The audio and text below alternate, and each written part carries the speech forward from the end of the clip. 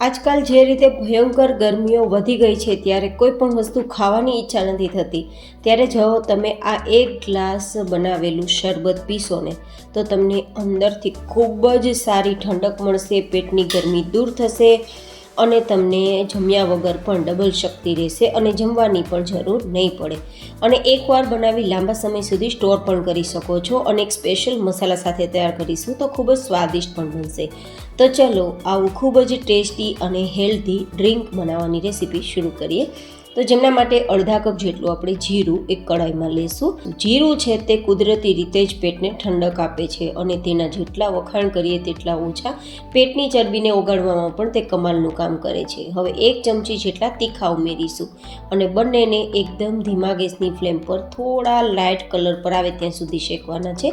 આ બંને વસ્તુ બળે નહીં તેનું ખાસ ધ્યાન રાખવાનું છે. બટ ઘણા લોકોને એ પણ પ્રશ્ન થશે કે તીખા છે તે ખૂબ જ ગરમ હોય છે તો ઉનાળામાં તે ન લેવા જોઈએ, પણ તેવું નથી. બસ આપણે ઉપયોગમાં લીધા તેટલા પ્રમાણમાં તીખા જો તમે ઉપયોગમાં લેશો તો તમારા પેટને ગેસ થતાં રોકશે, વાયુ થતાં રોકશે અને જે લોકોને વારંવાર ખાટા ઓડકાર આવવા અને પાચન ન થવું આ બધી તકલીફોમાં રાહત આપશે. તો આટલા તીખા તો પેટ માટે જરૂરી પણ છે. હવે આ બંને વસ્તુ નીચે ઉતારી ઠંડી કરી લેશું. હવે આપણે એ બંને વસ્તુ ઠંડી થાય ત્યાં સુધીમાં ફુદીનો તૈયાર કરી લઈએ. તો ફુદીનાની દાંડીની પણ આ રીતે પાન તૈયાર કરવાનું. હું તમને એક ટેકનિક બતાવું છું. જો આ રીતે દાંડીને ઊંધી કરી અને થોડું પુશ કરશો ને તો બધા જ પાંદ દાંડીથી અલગ થઈ જશે. હવે આપણે પાંદ છે તેને અલગ રાખી દેશું.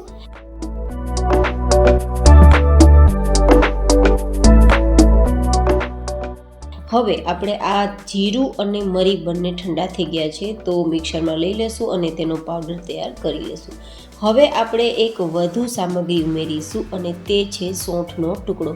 તમે અહીંયા સૌંઠ પાવડર પણ લઈ શકો છો. 2 ઇંચ જેટલો મેં ટુકડો લીધો છે, તમે 1 ચમચી ઉમેરી શકો છો. ઘણી વાર આપણે પાચન ન થતું હોય બરાબર રીતે જમવાનું, ડાયજેસ્ટ ન થવાના કારણે આપણે ગેસ જેવું થતું હોય તો આદું છે તે પાચન કરવામાં બેસ્ટ છે. તો તીખાસનું કામ નહીં કરે, પેટની ગરમી નહીં વધારે, પણ પેટ માટે ખૂબ આશીર્વાદ સમાન છે તો જરૂરથી ઉમેરજો. આ રીતે ગ્રાઇન્ડ કરી પાવડર તૈયાર કરી લઈશું. આ પાવડરને તમે 6-8 મહિના સુધી સ્ટોર કરીને રાખી પણ શકો છો, કોઈ ખરાબી થશે નહીં. હવે તેમાં 2 નાની ચમચી જેટલું સંચર પાવડર ઉમેરીશું અને સાથે 1 ચમચી જેટલું નમક ઉમેરીશું. અહીંયા તમે સેંધા નમકનો ઉપયોગ કરી શકો છો હેલ્ધી વેરાયટી માટે.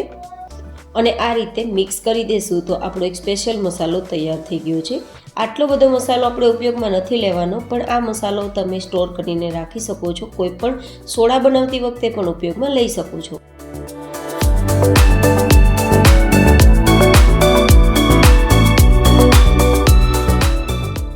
હવે તૈયાર કરીશું એક સ્પેશિયલ ચટણી. જેમના માટે 2 કપ જેટલા જે ફુદીનાના પાન તૈયાર કર્યા છે ને તેને મિક્સરમાં લઈ લેશું અને ફુદીનાનો કલર જળવાઈ રહે તેના માટે અહીંયા પાણીનો ઉપયોગ નહીં કરીએ પણ બરફનો ઉપયોગ કરીશું. તો 1 ટુકડો જેટલો બરફ ઉમેરી દઈશું અને ગ્રાઇન્ડ કરી અને પીસી લેશું. તો આપણી આ જે ફુદીનાની ચટણી છે તેને આપણે સાઈડમાં રાખી દઈશું અને હવે આપણે આગળની પ્રોસેસ કરીશું. તો ફરી એકવાર આપણે કડાઈને ગેસ ફ્લેમ પર રાખીશું અને મીઠાશ માટે ખાંડની જગ્યાએ સાકરનો ઉપયોગ કરીશું. મેં 3 કપ જેટલી મિશ્રી લીધી છે. આને દોરાવાળી મિશ્રી કે મોટી મિશ્રી કહી શકાય, સાકર કહી શકાય. તમે જે વાટકીથી સાકર લેતા હોય તે જ વાટકીથી બીજી પણ સામગ્રી લેવાની. તેના માટે તમે કપ અથવા વાટકીનો ઉપયોગ કરી શકો છો. સાથે 1.5 કપ જેટલું હું પાણી ઉમેરું છું કારણ કે સાકરને ઓગળતા થોડો સમય લાગે છે. જો તમારે ફટાફટ આ વેરાયટી તૈયાર કરવી હોય તો સાકરને મિક્સરમાં ઉમેરી પાવડર તૈયાર કરશો ને તો માત્ર 2 મિનિટમાં આ સાકર ઓગળી જશે. હવે માત્ર આપણે સાકરને ઓગાળવાની છે તો ગેસની ફ્લેમ ધીમી રાખશું. તમે આ સાકરની જગ્યાએ ખાંડનો ઉપયોગ કરી શકો છો, પણ જો તમે સાકરનો ઉપયોગ કરશો ને તો કુદરતી રીતે પેટની ગરમી શાંત થશે. અને આમ પણ ખાંડ કરતાં સાકર છે ને તે ખૂબ જ હેલ્ધી હોય છે કારણ કે સાકર કેમિકલ ફ્રી હોય છે અને પેટની ઠંડકમાં તે કમાલનું કામ કરે છે. હવે ચોઈસ તમારી પાસે છે. હવે આપણે સાકર ઓગળી ગઈ છે તો ફુદીનાની જે પેસ્ટ તૈયાર કરી છે ને તે ઉમેરી દઈશું અને હવે સતત ચલાવીશું જ્યાં સુધી આપણી સિરપ છે તે તેલ જેવી કે ઘી જેવી ચીકણી ના થઈ જાય. અહીંયા આપણે કોઈ તારવાળી ચાસણી તૈયાર નથી કરવાની. તો આ રીતે આપણે આ બધું જ મિક્સ કરતાં થોડો કલર પણ લાઇટ આવી જશે, કારણ કે અંદર રહેલું પાણી બળી જશે ને તો કલર થોડો ડાર્ક થઈ જશે. જો આ રીતે. હવે આ રીતે ચેક કરતાં એકદમ તેલ જેવી ચીકણી આપણી સિરપ તૈયાર થઈ છે. વધારે જો તારવાળી તૈયાર કરશો ને તો સમય રહેતાં આપણી સિરપ જામવા લાગશે, તો એ ન જામે તેના માટે આ રીતે પ્રોસેસ તમારે ચેક કરી લેવાની.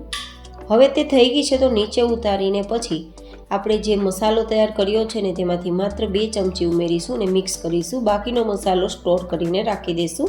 તમે કોઈ પણ વેરાયટીમાં મતલબ એઝ એ ચાટ મસાલા તમે આ મસાલો યુઝ કરી શકો છો.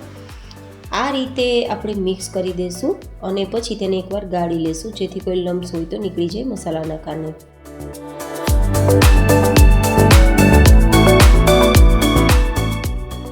જો તમારે લાંબા સમય સુધી સ્ટોર કરવું છે ને તો આ પ્રોસેસ કરવાની છે.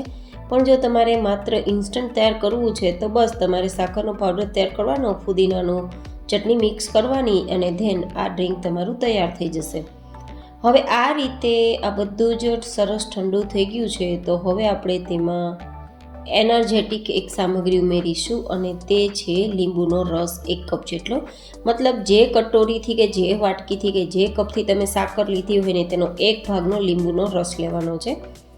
તો અહીંયા લીંબુનો રસ આ રીતે મિક્સ કરી દેવાથી જ્યારે શરબત તૈયાર કરવું હોય ત્યારે આપણે સેકન્ડોમાં શરબત તૈયાર કરી શકીએ, જેથી આપણે આ રીતે પ્રોસેસ તૈયાર કરી છે. હવે કોઈ પણ એર ટાઈટ જાર હોય, ગ્લાસ જાર, તેમાં ભરી દેશું અને પછી તેને તમે ફ્રીજની બહાર પણ સ્ટોર કરી શકો છો અને ફ્રીજમાં પણ સ્ટોર કરી શકો છો, તમારી ચોઈસ. તો હવે જ્યારે શરબત તૈયાર કરવું હોય ને ત્યારે બસ ગ્લાસમાં થોડો બરફ લેવાનો અને આપણે તૈયાર કરેલું શરબત ટેસ્ટ પ્રમાણે ઉમેરવાનું, 2-3 ચમચી જેટલું. પછી તમે અહીંયા સાદી સોડા પણ ઉમેરી શકો છો અને સાદું માટલાનું પાણી પણ ઉમેરી શકો છો, તમારી ચોઈસ. અને જો હા તમને પસંદ હોય તો આપણે તૈયાર કરેલો મસાલો ઉમેરવો હોય તો પણ ઉમેરી શકો છો અને લીંબુની સ્લાઇસ ઉમેરવી હોય તો પણ ઉમેરી શકો છો. એ તો જસ્ટ તમારી ચોઈસ મુજબ અને એટ્રેક્ટિવ લુક માટે હોય છે. તો અહીંયા થોડો વધારે ચટકીલો ટેસ્ટ આપવા માટે થોડો ચપટી 2 ચપટી એક્સ્ટ્રા મસાલો અને 1 slice lemon and then water. તો આપણું આ ઇન્સ્ટન્ટ શરબત તૈયાર થઈ જશે. તો કેવું લાગ્યું તમને? ગરમીથી બચાવતું, પેટને ઠંડક આપતું મારું આજનું આ શરબત મને કોમેન્ટમાં જરૂર બતાવજો. ફરી મળીશું એક નવી છે ને હેલ્ધી રેસીપી સાથે. ત્યાં સુધી stay healthy and stay happy.